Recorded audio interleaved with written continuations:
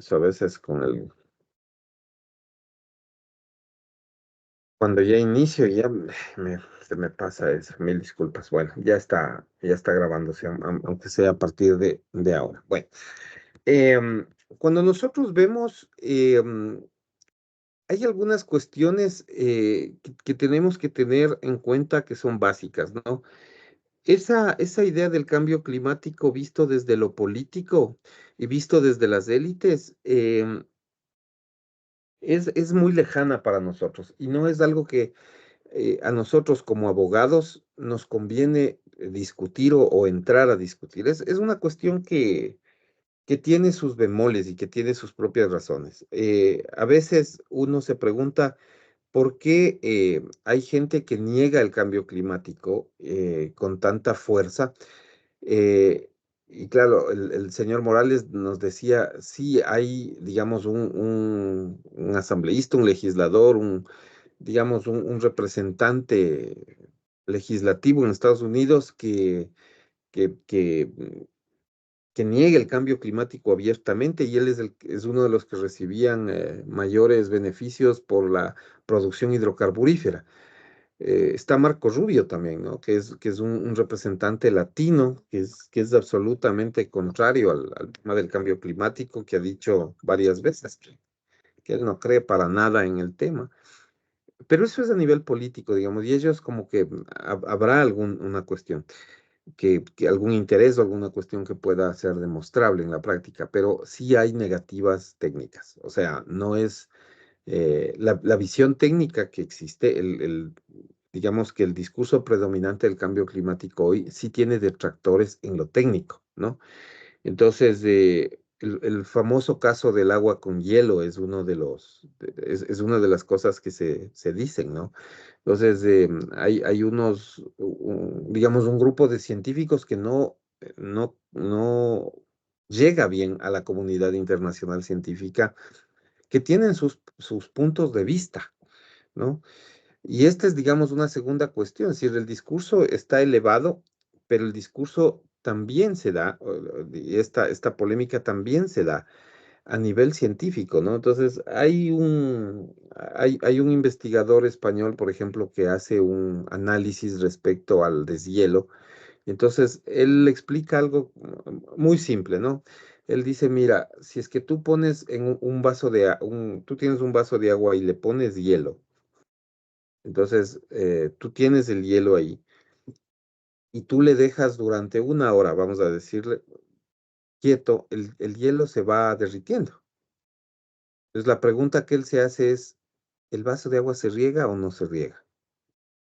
Porque eso querría decir que si el hielo se deshace, pues el agua va a salir del recipiente. Un poco lo que nos está diciendo es, bueno, la tierra es un recipiente y tú tienes agua en la tierra. Si se deshiela, el agua se derrama o no se derrama. O sea, se va a las costas, tapa las costas o no.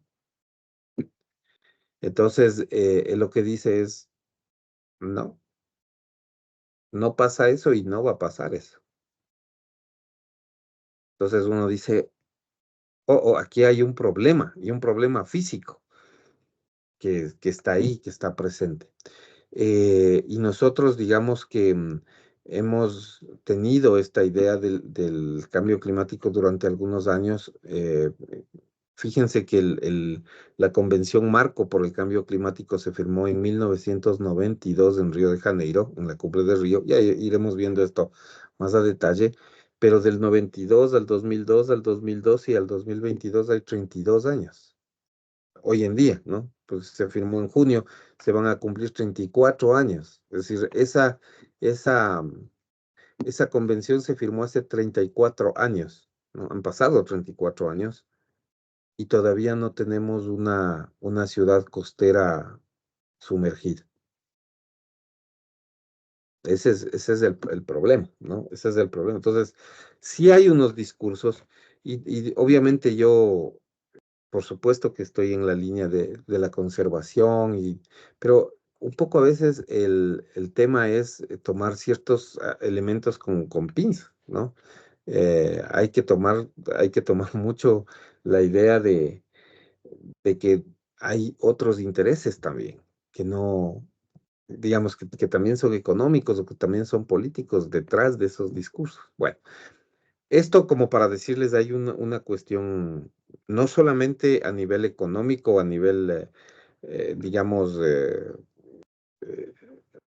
de discursos muy elitistas, hay un conflicto a nivel técnico, ¿no? Hay niveles técnicos donde hay un problema, y está la parte donde vivimos los ciudadanos, donde estamos nosotros, y donde nosotros vemos, desde el punto de vista del abogado, el problema ambiental. O sea, nosotros lo que nos corresponde es ver cuáles son las consecuencias, los efectos y las relaciones que surgen a partir de ese problema ambiental en relación con la gente. Y eso se analiza desde el punto de vista del conflicto socioambiental. Entonces, una primera cosa, una primera idea del conflicto socioambiental es que cuando ya aterriza la gente lo que va a ver o lo que va a velar primero es por su propia economía. O sea, si a ti te dicen mañana, ok, vamos a ser más limpios, pero tu pasaje va a costar el doble, vas a tener que ir a pie a la universidad, o se te va a doblar los costos de vida, o vas a tener una disminución en los costos de vida, para nosotros se ha creado un conflicto, porque no estamos de acuerdo. Y prácticamente les diría, en la realidad, casi nadie está de acuerdo. ¿Por qué pasa eso? Principalmente porque como, digamos, explica Patricio Guerrero, yo les voy a cargar un documento de Patricio Guerrero, ¿no? Que es una persona que ha abordado a través de algunos artículos, pero hay uno en particular que tiene conceptos sobre el tema del conflicto. Porque hay tensiones, o sea, el conflicto socioambiental implica, lo primero que implica es tensiones en el corazón de la sociedad, que es básicamente los ciudadanos, ¿ya?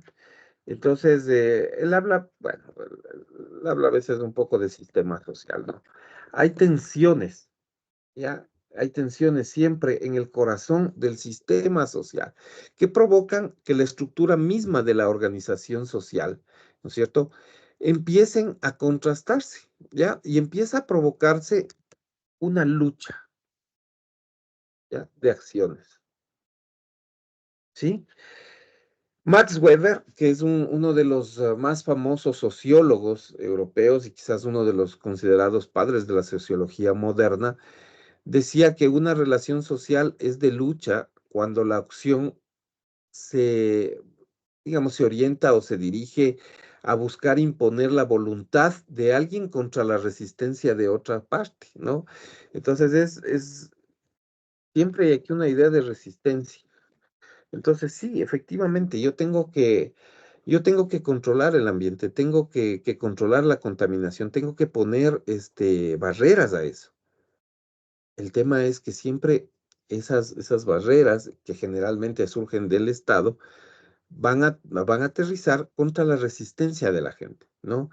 Y esto puede derivar principalmente en una cosa que nosotros no nos gusta y que estamos últimamente como acostumbrándonos, puede derivar en una idea de violencia, ¿ya? En donde lo que va a suceder es que por lo general va a ganar el más fuerte, ¿ya? Y el más fuerte no necesariamente es el que golpea más o el que causa más daño, sino generalmente el que detenta el poder, porque Max Weber habla mucho de la teoría de la dominación, ¿no? Aquí les voy a poner un poco de él, ¿no? Él habla siempre de la dominación, ¿no? Max Weber, ¿no? Es un filósofo, digamos, alemán, que él generalmente se refiere a eso, a la dominación. Y en el conflicto hay mucho de eso. Ese conflicto, sin embargo, no puede ser reducido a esta idea que les decía de competencia. Este conflicto no se puede reducir y no se debe a una idea de competencia, ¿ya? No se puede reducir a una idea de competencia. ¿Qué quiero decir con eso? O digamos, más que yo mismo, ¿qué es lo que decía Weber, no?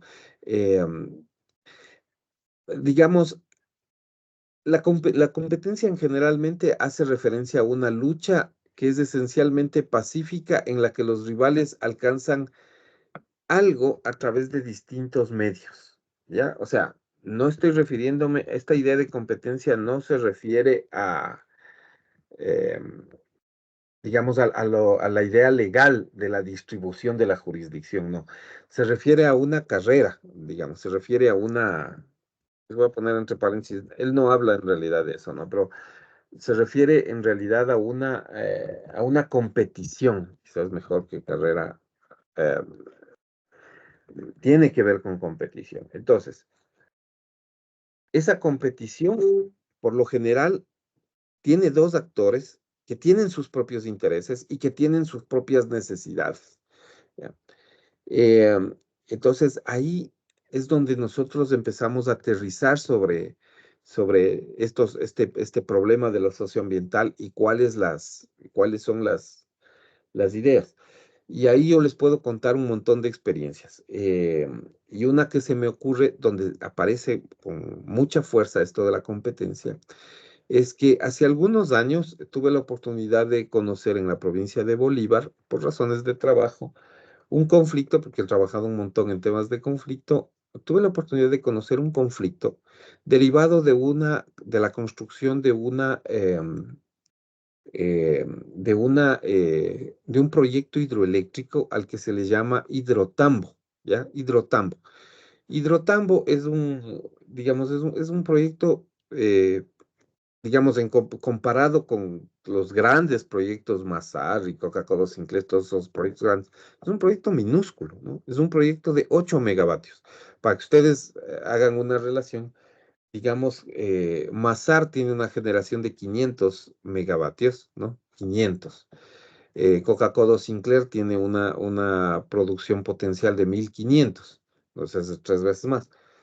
Y este proyecto, sobre el que les voy a hablar, es un proyecto diminuto de 8 megavatios, 8, o sea, no, es pequeñísimo, ¿no? Es pequeño.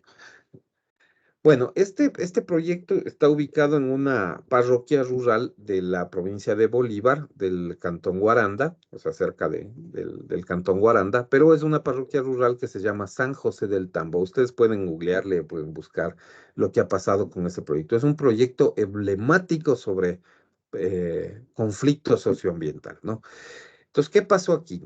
Bueno, llegó un inversionista, vio el río Tambo, ¿no? El río Tambo es un río no muy caudaloso, un río convencional, digamos, ¿no? Que tiene una cantidad relativamente alta de agua, un caudal, se llama en términos técnicos, tiene un caudal significativamente importante durante época lluviosa y el caudal disminuye significativamente durante época seca. Entonces, digamos, ahí hay una posibilidad y así parece que los inversionistas vieron una posibilidad digamos, de producción. Entonces, construyeron una sud o una represa, ¿no es cierto? Captaron las aguas y empezaron a hacer la construcción. La gente inmediatamente, digamos que mucha gente ahí en esa zona, empezó a quejarse, sobre todo, y esto creo que les dije algo la semana anterior, aunque no estoy tan seguro. em, Generalmente cuando o sea, el problema que uno tiene en el río, la lógica del río es que mientras tú estás aguas arriba, mientras más aguas arriba estás, tú estás mejor. ¿Ya? Esa es la lógica del río. ¿Por qué? Porque el agua generalmente, digamos que tiene su origen en los nevados, en la sierra, se va dirigiendo o bien hacia la Amazonía o bien hacia la costa. Mientras tú estás más arriba, tienes más control del agua, porque te llega primero. Y entonces el agua del río puede servir. Eso es algo importante, sí, es muy importante, porque si es que tú tienes, yo les pongo varios ejemplos. Si tú tienes en tu propiedad una, digamos, una chacra de choclos o de papas, si estás digamos, en el Carchi, ¿no? O digamos en Cayambe, en parte de la Sierra Central, ¿no? O de Flores, si estás digamos, en la zona de Cañar o en Azuay o en la misma zona norte de la provincia de Pichincha, una parte de Imbabura incluso. O sea, si estás en esa zona y tú estás aguas arriba, o sea, estás primero, tú vas a coger el agua y le vas a dejar al resto lo que sobra, ¿no? Entonces, por eso viene toda esta regulación de la ley de aguas en la que te dicen, no, no, pero a ti te autorizan un caudal específico para que no tomes más agua de la que efectivamente necesitas para tus sembríos o para tus animales, si es que tienes ahí vacas o tienes ovejas o lo que sea que tengas. Pero mientras vas bajando, vas teniendo menos posibilidad de captar el agua. Entonces, una empresa hidroeléctrica ya se pueden imaginar lo que significa. O sea, te ponen una represa delante del río y se acabó el agua para todos los que están abajo, básicamente. Entonces, claro, la idea de la represa es, digamos, tener agua, porque la represa funciona como una pila, ¿no? Como una pila, o sea, realmente es agua, el agua es energía almacenada. Cuando necesitas generar, abres las compuertas, se va el agua se va a través de una tubería, se va a eh, y algún rato vamos a ver eso. Yo tengo grabaciones, varias cosas de esas, pero por ahora no es tan importante. Se va a unas turbinas y hace una generación y entonces genera energía eléctrica. Pero eso ha significado que algunas personas se queden sin agua en el trayecto. Entonces, esas empresas que hacen estas captaciones tienen que indemnizar o tienen que comprar los terrenos de los que están abajo o tienen que hacer algo y tienen que solucionar el problema, porque si no, siempre van a tener un conflicto con esas personas, ¿no? A las que finalmente les quitan el agua. Entonces, en San José del Tambo, lo que pasó fue básicamente, primero, claro, hay un mal manejo de la empresa, o sea, las empresas a veces entran, no tienen profesional capacitado, o sea, para todo esto tiene que haber profesional capacitado, que vaya y que hable contigo y que te digan, ¿sabe qué? Lo que pasa es que vamos a hacer un proyecto y le vamos a tener que quitar el agua, entonces nosotros quisiéramos comprarle el terreno para que usted con ese dinero se vaya a otro lugar. O sea, pero tiene que ser todo con súper respeto, tiene que ser todo manejado de una manera adecuada y todo, y a veces eso no se hace. Entonces, cuando eso no se hace y encima hay prepotencia o entran de mala manera, hay un conflicto en ciernes. Y como es un tema bien especial, porque es un recurso básico, pues la gente empieza a reclamar. No les voy a hacer muy largo el cuento. Ahí hubo muertos, porque la gente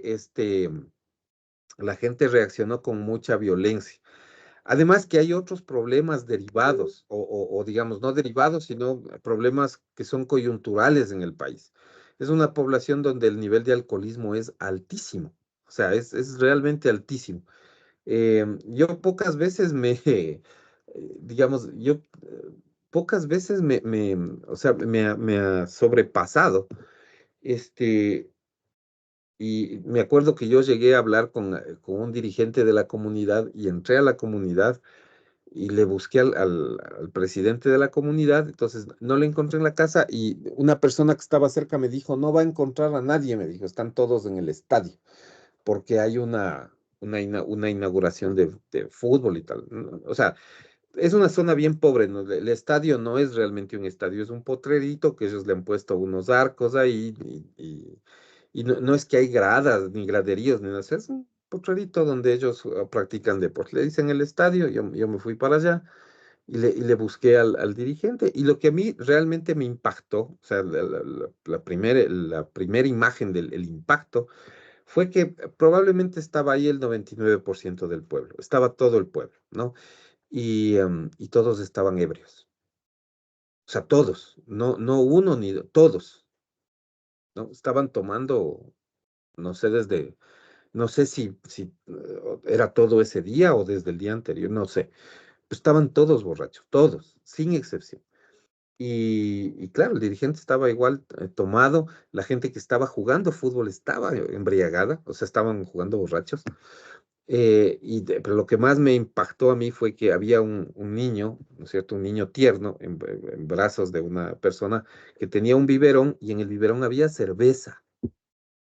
O sea, eso es un nivel de alcoholismo, pero a lo loco. Yo no he visto eso, o sea, nunca he vuelto a ver en una población eso, o sea, con esa imagen.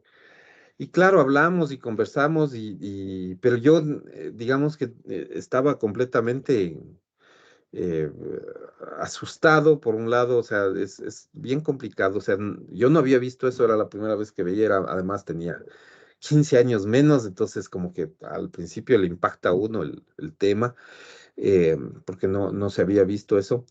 Y luego, claro, ya uno va comprendiendo la lógica, ¿no? O sea, ellos reaccionaron con mucha violencia.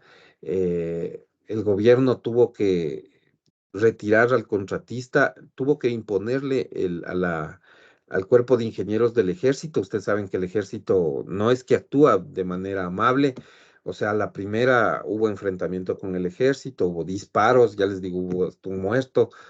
Entonces, yo decía, pero o sea, aquí cómo solucionas el tema y por qué la gente reacciona de esa manera. Entonces, cuando yo conversaba con el dirigente me dijo un montón de cosas que no realmente no tenían sentido y que yo, digamos, estaba asumiendo que era porque estaba borracho. O sea, él me dijo que el proyecto, por ejemplo, para que ustedes se hagan una idea de las cosas que me dijo que el proyecto tenía por objeto congelar el agua y vender el agua a los Estados Unidos, congelada, para que se lleven a Estados Unidos. Me dijo que además de los cables eléctricos que tienen que salir de esos proyectos, los electrones les caen en la cabeza y les vuelven locos. Que la gente se vuelve loca porque los electrones les caen en la cabeza. Entonces, y cosas, o sea, y cosas de ese sentido, otras cosas, o sea, todas en un sentido muy, muy loco, o sea, muy loco. Y yo no, o sea, no lograba, digamos, entender bien ese argumento. Y luego, claro, ya cuando uno va investigando y va haciendo un levantamiento de datos y de información, una de las cosas que me llamó la atención fue que ninguno de los pobladores de este pueblito, ¿no? Ese pueblo se llamaba San Pablo de Amalí, nunca me voy a olvidar, es una zona un poco peligrosa, ¿no? Porque ellos, claro, como están en una situación de alcoholismo, pero brutal, cuando uno pasa cerca por ese camino, hay una persona que está pidiendo caridad. Y claro, el error máximo que se comete ahí es que uno baja el vidrio para darle algo y en lo que bajó el vidrio le salen cientos de personas por todos lados y le roban todo. O sea, ese es el modus operandi. Es una cosa terrible. Entonces uno tiene que pasar, digamos, le piden caridad y tiene que pasar porque si es que se queda, le sale media comunidad y le quitan todo, se le desvalijan. Ese es un problema. Bueno, yo lo que me enteré es que nadie de ellos tenía terrenos en los sitios, ¿no? Y de hecho, gran parte del terreno era propiedad de una compañía farmacéutica. Eso es una de las cosas que yo pude enterarme. Entonces decía, a ver, pero los terrenos no son de ellos. El agua no les afecta a ellos, porque en realidad están en otro lugar y el agua de ese río en particular no les abastece a ellos. Pero ellos son los que están creando el conflicto. O sea, ¿dónde está el problema? ¿No? ¿Dónde está el problema? ¿Dónde está la base del problema? Y resultaba que el tema, ellos tenían financiamiento, pues. ¿Qué es lo que pasaba? Que en ese lugar había una empresa farmacéutica que tenía interés porque había, digamos, la plantación, las plantaciones del ecosistema era un ecosistema eh, bastante particular para hacer algunas investigaciones científicas que ellos tenían entre manos o que querían hacer. Y estaban buscando información y estaban investigando. Y resulta que llegan estos tipos con un proyecto hidroeléctrico, habían comprado algunos terrenos y habían empezado a hacer, y lo que iba a pasar es que iban ellos a, digamos, a meterse en esos terrenos y en esa propiedad y no les iban a dejar, digamos, hacer la investigación en toda la cuenca. Ellos no tenían forma de digamos, los terrenos habían sido de algunas personas, pero no los habían comprado y querían ingresar, pero ya al ser parte de la empresa, ya se volvía propiedad inaccesible. Entonces había un conflicto ahí de intereses. Entonces, claro, cuando a uno le presentan el caso, y yo a veces sí tengo cuidado de ver desde dónde viene ese caso en particular, o sea, quién argumenta. eh, claro, la posición de la comunidad es loable, porque uno dice, bueno, ellos están defendiendo sus recursos, están defendiendo el planeta, los recursos naturales y más, pero resulta que por ahí capaz que no, porque yo veía que no había mucha conciencia ambiental, es decir, eran personas que estaban en una condición de alcoholismo como grave, y no estaban muy preparadas para defender, digamos, ni ideológicamente, ni técnicamente, digamos, ni socialmente el proceso. Había alguien por detrás que les financiaba y que les asusaba y que les decía cosas que ellos creían porque efectivamente eh, no estaban 100% en sus cabales. Entonces, esa es una cuestión que nosotros tenemos que considerar, que se asienta en el problema ambiental y que se asienta en la idea del conflicto. Ahora, eso no quiere decir que todos los casos sean iguales, porque siempre va a haber unas consideraciones conflictivas en ciertas zonas. O sea, siempre a nosotros nos va, digamos, a caer terrible ver nuestros ríos contaminados digamos, enfrentar los problemas de la basura. A nivel urbano, yo he visto, en Esmeraldas hay un problema significativamente importante en el tema de la basura, por ejemplo, en el tema de la gestión de la basura, que es una gestión no muy adecuada, ¿no? Del proceso de basura. Hay muchos lugares, en muchos barrios en donde hay una acumulación exagerada de basura, y pasa mucho tiempo. Entonces, antes de que sea recogida o que sea llevada, digamos, no hay una gestión tan adecuada del proceso de basura y eso te genera un montón de cosas derivadas, ¿no? Enfermedades, malos olores, o sea, todas esas cosas que son molestas para la gente, y que te generan un conflicto. Entonces, que te generan esta tensión, ¿no es cierto?, en el sistema social. Entonces, esa es una primera cosa, y esa es una cuestión que está derivada de un derecho que tenemos las personas por un medio ambiente sano. Entonces, aquí sí viene una cuestión que está asociada con una disposición directa, que es la disposición constitucional del artículo 10.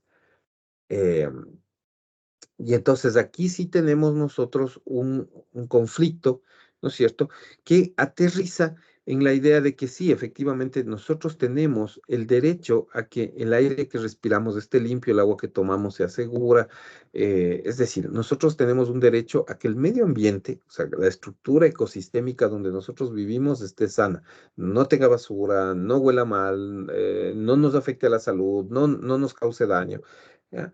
Pero, claro, por el otro lado está el tema de quienes quieren producir, quieren generar fuentes de trabajo, quieren hacer, digamos, quieren beneficiarse de algún tipo de explotación de los recursos. Entonces, ahí está una tensión que descansa en realidad, como dice Max Weber, en el corazón de la sociedad, ¿no?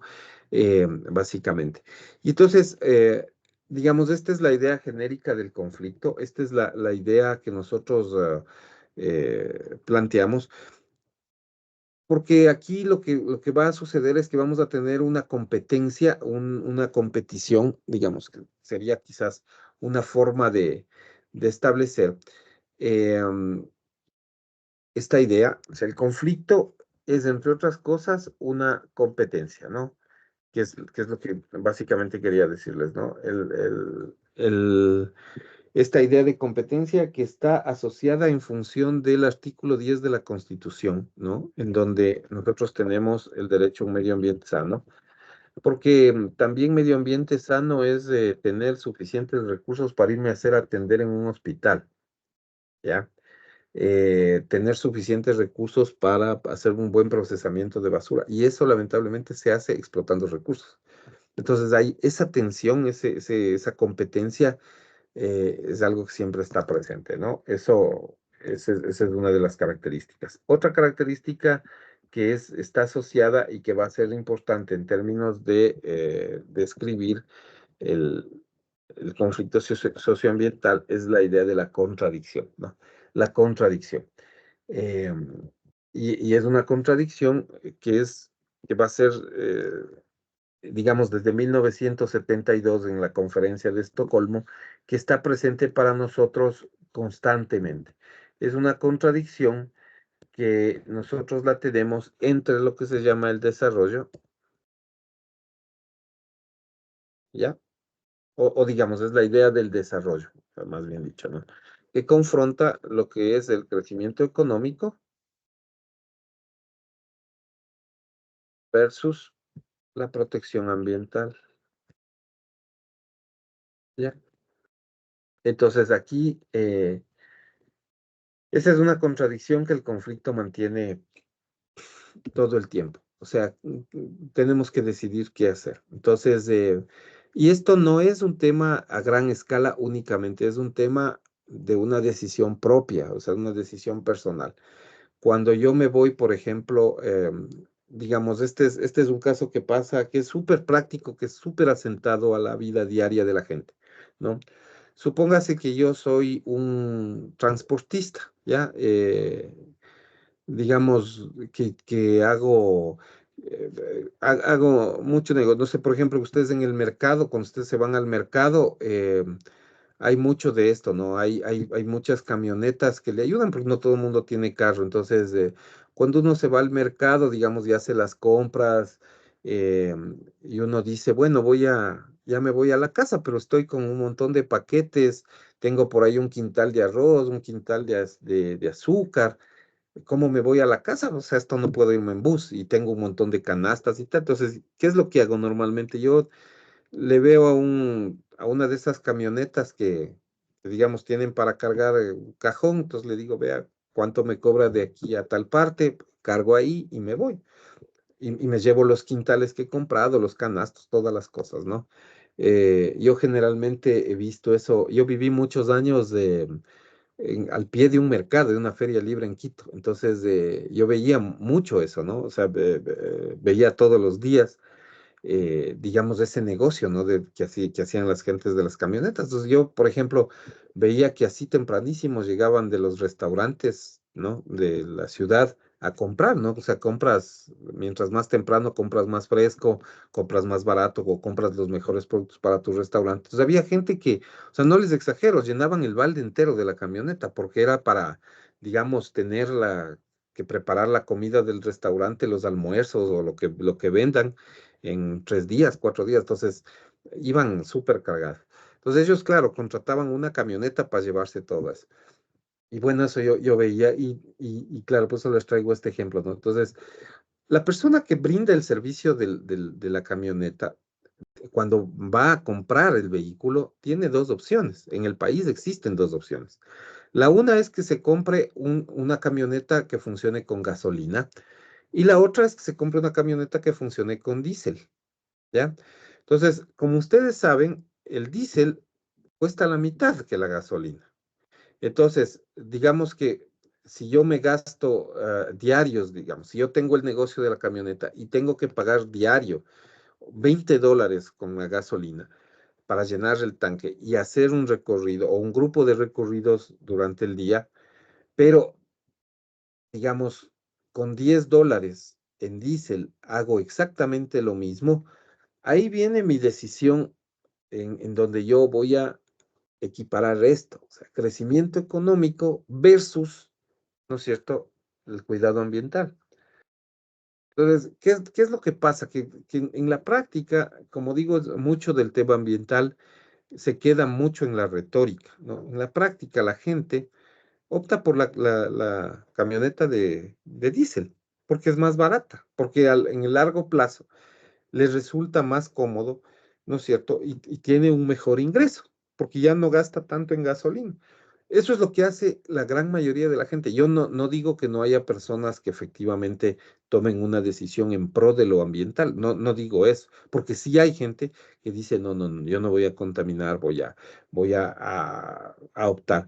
Pero generalmente son personas que tienen recursos económicos que sí les permite llegar a eso. O sea, incluso ustedes saben que ya en el Ecuador existen vehículos híbridos, por ejemplo, o vehículos ya totalmente a electricidad.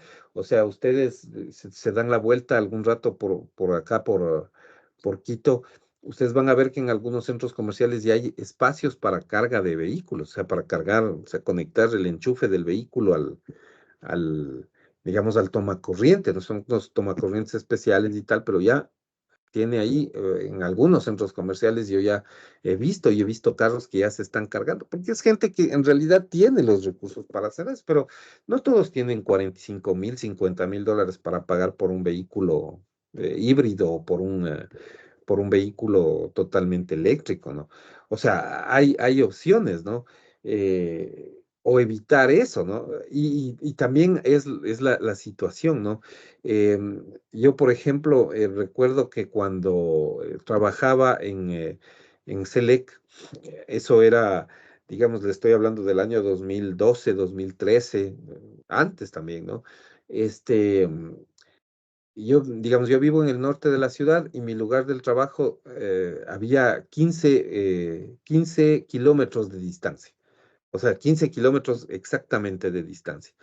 Y yo, un día, pues decidí que era, que, digamos, primero quería hacer ejercicio físico, o sea, para, digamos, por un tema de salud, necesito estar haciendo un poco de ejercicio físico, pero también era un tema, o sea, era un tema bien complicado porque el tráfico en Quito es, digamos que es mucho más complejo que en Esmeraldas. En Esmeraldas yo vi algo de tráfico, pero acá en Quito es invivible. Y si usted se atrasa, por ejemplo, para mí era terrible. Yo entraba a las 8 de la mañana, pero yo tenía que salir, de la casa, yo tenía que salir 6:30. Si yo salía a 6:30 con el tráfico y todo lo normal, si yo salía a 6:30 o hasta 6:30, yo podía estar llegando al trabajo en 1 hora y cuarto. O sea, por el tráfico más que nada, ¿no? Entonces yo podía estar cuarto para las 8 en mi lugar de trabajo, sin problema, o sea, 6:30. Pero por ahí me demoré en algo, me tardé una poquito en algo. Y llegaba a salir 6:35, peor 6:40, yo estaba a las 9 de la mañana en la oficina. O sea, es una diferencia de minutos. Entonces, un día yo ya, digamos, y mi hija estaba pequeña, había que dejarle en el bus de la escuela. O sea, y no siempre, eso no siempre es exacto. A veces retrasan un poquito más, un poquito menos. O a veces yo mismo tenía alguna cosa que hacer, y entonces me demoraba y tal. Y era terrible, ¿no? Entonces estaba atrasado, de hecho. Así que decidí empezar a irme en bicicleta y estuve yéndome en bicicleta a la oficina esos 15 kilómetros durante por ahí unos 4 años, más o menos. Y entonces, claro, esa es una decisión, pero es una decisión que está atada a temas súper particulares, es decir, oye, o sea, hay, digamos, en el trayecto a mi oficina, yo justo habían cerrado el aeropuerto, ¿no? Y el aeropuerto estaba en camino a mi oficina, entonces le hicieron un gran parque y yo podía entrar y atravesar el aeropuerto sin vehículos, sin peligros. Y luego, digamos, para llegar a mi lugar de trabajo también podía atravesarme el Parque La Carolina, igual, sin riesgos, sin peligros. Además que el país en el 2012, 2011 no había el problema este de la inseguridad, ¿no es cierto? Y, y después hubo la posibilidad, en el 2013 tuve ventajosamente la posibilidad de ser nombrado jefe de mi área.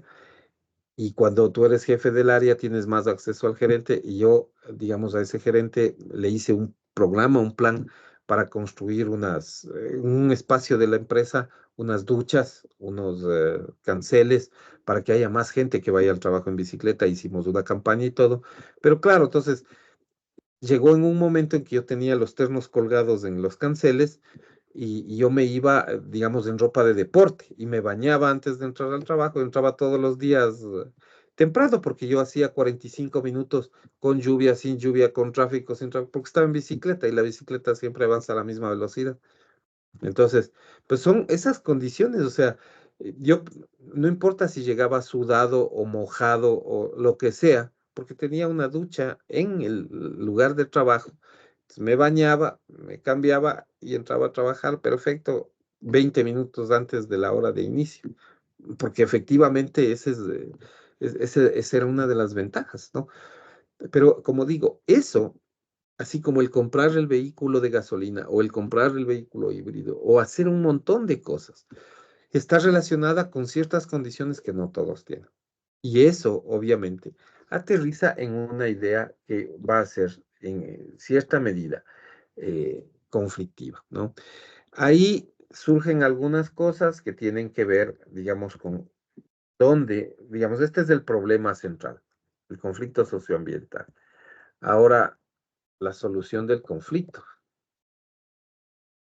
o sea, dónde nosotros tenemos que apelar, porque nosotros, digamos, como abogados, tenemos el conflicto, pero nosotros hacia dónde apelamos en relación al conflicto. Entonces, aquí tenemos que tomar en cuenta algunos conceptos: unidad y diversidad.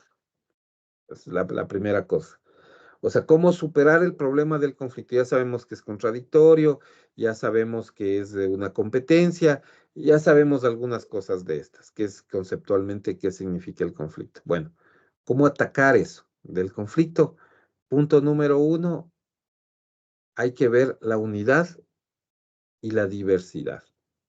Entonces, las sociedades por lo general no son únicas, son diversas. Entonces, de entrada, ¿no? Somos hombres y mujeres, somos diferentes. O sea, la igualdad en materia ambiental y ecosistémica no existe. No hay seres iguales, ni siquiera los de una misma especie. O sea, un conejo con otro no es lo mismo, son diferentes, tienen diferencias incluso genéticas. Una persona con otra no es lo mismo, somos hombres y mujeres. Somos, digamos, más altos, más chiquitos, digamos, tenemos ojos de un color, de otro color, la piel de un color, de otro color, el cabello. O sea, somos distintos y además respondemos a diferentes cuestiones culturales, ¿no? Una cosa es vivir en la Amazonía, otra cosa es vivir en la costa, otra cosa es vivir en la sierra. Entonces, esa es una primera cuestión, ¿no? En cualquier abordaje de un conflicto no se puede considerar comunidad. Hay que siempre considerar la diversidad. Incluso digamos, en sociedades como más homogéneas, ¿no? Incluso en un grupo yo siempre me pongo a pensar en esto, ¿no? En grupos homogéneos, por ejemplo, cuando se trata de niños pequeños, donde ellos todavía no captan, o sea, me refiero a niños de por ahí de primero de básica o de primero, segundo, tercero de básica. O sea, son niños muy, muy pequeños en donde todavía la idea de diferencia no se asienta, no, digamos, no la entienden bien. O sea, cuando uno va siendo adulto, va creciendo, va asimilando las diferencias, va viendo, oye, soy diferente al vecino, soy esto. Eh, pero cuando es muy pequeño no asimila las diferencias bien todavía. Pero aún en esos casos hay diferencias, ¿no? Aun cuando los niños no perciben esas diferencias, sí hay diferencias. Hay diferencias sobre todo en relación con lo que tiene que ver con la parte física. En principio son hombres y mujeres, o sea, de entrada. Y esto es una cuestión que en la idea del conflicto o en la cuestión del conflicto tiene un efecto. Lo otro que está asociado es el tema de la identidad y diferencia, ¿ya? Que es un poco asumir las cosas que tienen que ver con quién soy y cómo yo me defino, ¿ya? O sea, cómo yo me defino, qué es lo que yo me defino y cómo yo, em, digamos, y cómo yo miro las cuestiones ambientales también, ¿no? Em, ahí hay una cosa que es bien importante y que a veces uno no nota, ¿no? Por ejemplo, el manejo del agua. El manejo del agua es una cuestión que descansa sobre un tema de identidad. Eh, Hay un montón de estudios de carácter científico, de carácter social, de carácter antropológico incluso, que dice que las mujeres manejan el agua mejor que los hombres, que las mujeres desperdician menos. O sea, no es un invento, ni es una idea, ni es un mito, no. Existen datos sobre eso. Entonces, hay mediciones sobre eso, ¿no? Eh, y entonces eso es un tema de identidad. Entonces, si nosotros, por ejemplo, en una comunidad, yo llego, tengo un proyecto, llego a una comunidad y mi proyecto tiene que ver con una afectación al tema del agua, claro que hay un dirigente en la comunidad y tal, pero lo que yo tengo que buscar es ver quién de las mujeres administra esa agua o cómo las mujeres manejan, cuál es la relación que tienen con el agua. Porque con quien yo voy a tener que hablar y con quien voy a tener que vérmelas es con las mujeres.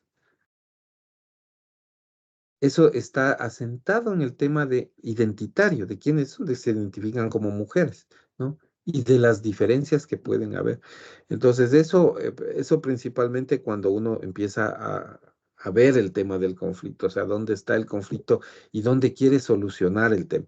Generalmente hay muchos de los conflictos que se provocan por aguas tienen que ver con el tema de que, tú tomaste más agua de la que te autorizaron, digamos, la junta de agua no te autorizó eso y tú tomaste de más o tomaste de menos, me quitaste, por eso es que se me secaron mis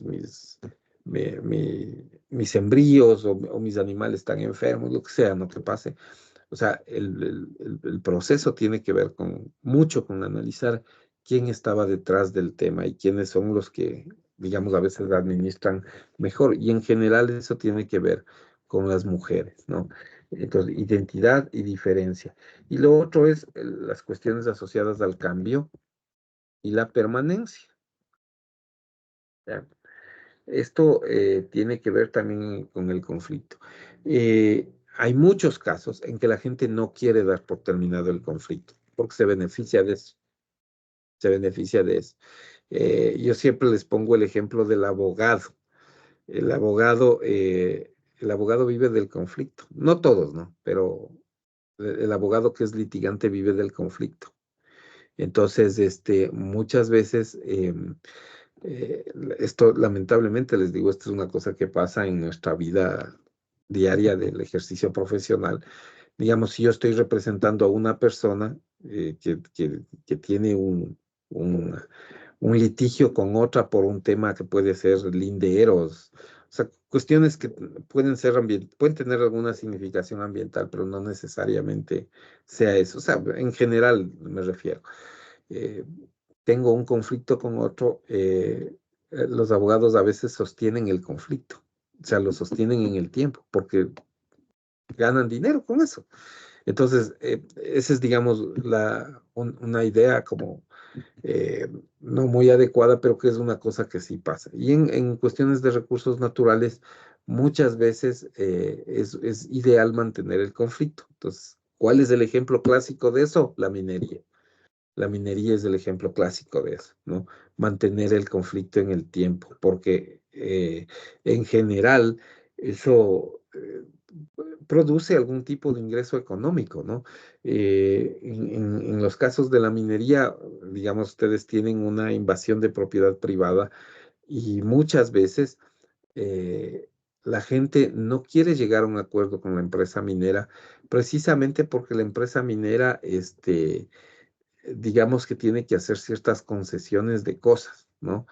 Em, Ese es, sobre algunos de esos temas ya conversaremos, ¿no? Pero es un tema muy complicado el tema de la minería porque hay además minería ilegal y hay un montón de elementos alrededor que no funcionan muy bien en nuestras realidades actuales. Pero tiene que ver mucho con eso. Es decir, muchos dirigentes sociales sostienen el conflicto en el tiempo porque se aprovechan de eso. Y entonces alguna gente sigue ahí, pero no sabe lo que le pasa, ¿no? Lo que está sucediéndole alrededor y mantienen el conflicto porque efectivamente es un ingreso económico, ¿no? Entonces, esto, digamos que es digamos, una idea general sobre qué es lo que significa el conflicto.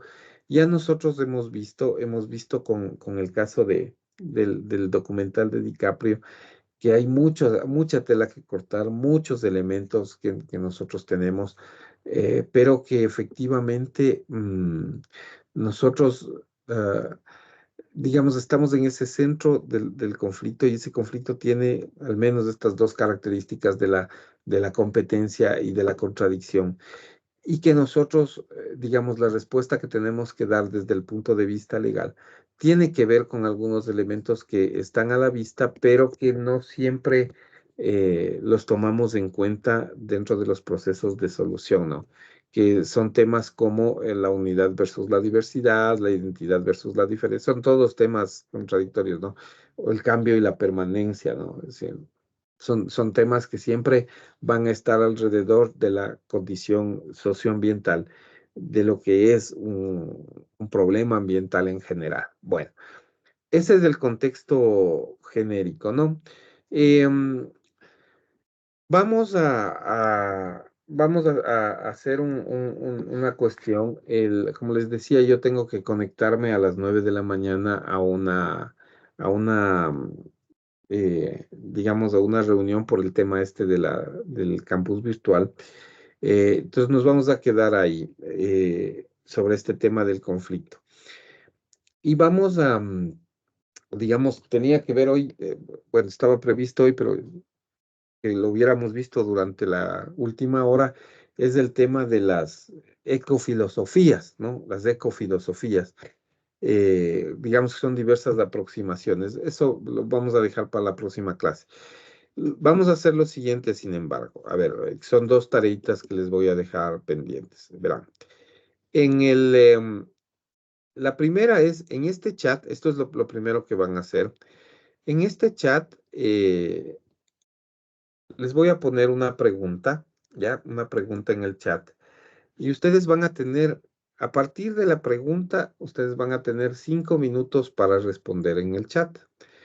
Como yo voy a estar conectado hasta las 9, yo voy a verificar eso y si alguien tiene alguna inquietud, alguna cuestión sobre esa pregunta, pues la respondemos. Eso lo vamos a hacer en los próximos 5 minutos. Ya les voy a cargar esa pregunta. ¿Ya? Y luego yo les voy a pedir que vuelvan a ingresar en el campus virtual y ustedes se van a encontrar digamos, en el campus virtual, en esas pestañas que ustedes vieron, en la primerita pestaña que dice general, ¿no? En la página de nuestra clase, en la primera pestaña donde dice general, abajo de los anuncios, hay un link que se llama examen de diagnóstico. ¿Ya? Y este examen de diagnóstico, digamos, no tiene valor. En realidad no tiene ningún valor. No, no les, digamos, no les afectará en las notas, pero sí es una solicitud que ha hecho la facultad que se haga con todos los estudiantes, ¿no? Que se aplique un examen diagnóstico sobre algunos de los conceptos que para nosotros serán importantes durante este semestre. Entonces, yo quiero saber cómo estamos en eso, cómo nos va. Hay algunas cosas que, no algunas, o sea, todos los temas que están ahí, seguramente ustedes los vieron en algún momento de la carrera. Entonces, yo quiero que lo hagan. Em, Solo dos recomendaciones para eso. Hagan el examen sin consultar. O sea, traten de hacer sin consultar, porque a veces acudimos a revisar los apuntes. No me interesa tanto el si saben o no saben. No me voy a fijar en las calificaciones que tengan, sino en el curso.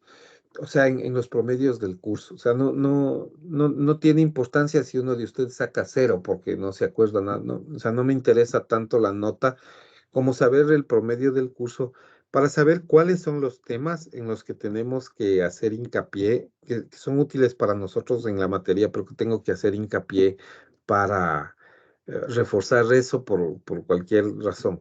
Entonces, eso es lo más importante. Entonces, les pediría que lo que hagamos es, o sea, ingresen ahora con lo que sepan, no, o sea, no va a haber una retroalimentación, yo simplemente voy a chequear y voy a ver por dónde tenemos que apuntarnos, qué es lo que necesito para que orientar la materia por esos lados, ¿no? Donde puede haber alguna deficiencia. Entonces, eso les voy a pedir. Ok, bueno.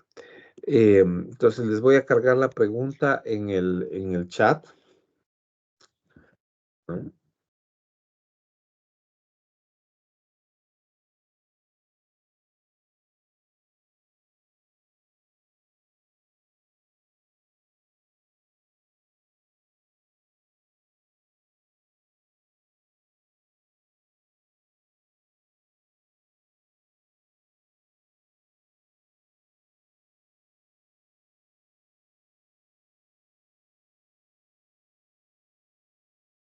Ya.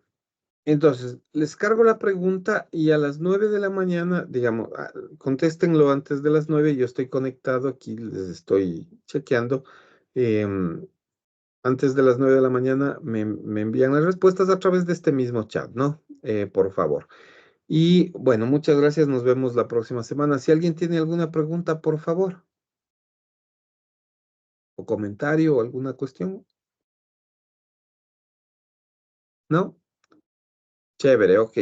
Que les vaya bien, guaguas. Nos vemos la próxima semana. Luego, profesor. Que Hasta pasen luego, bien. profesor. Chao, chao, que pasen bien.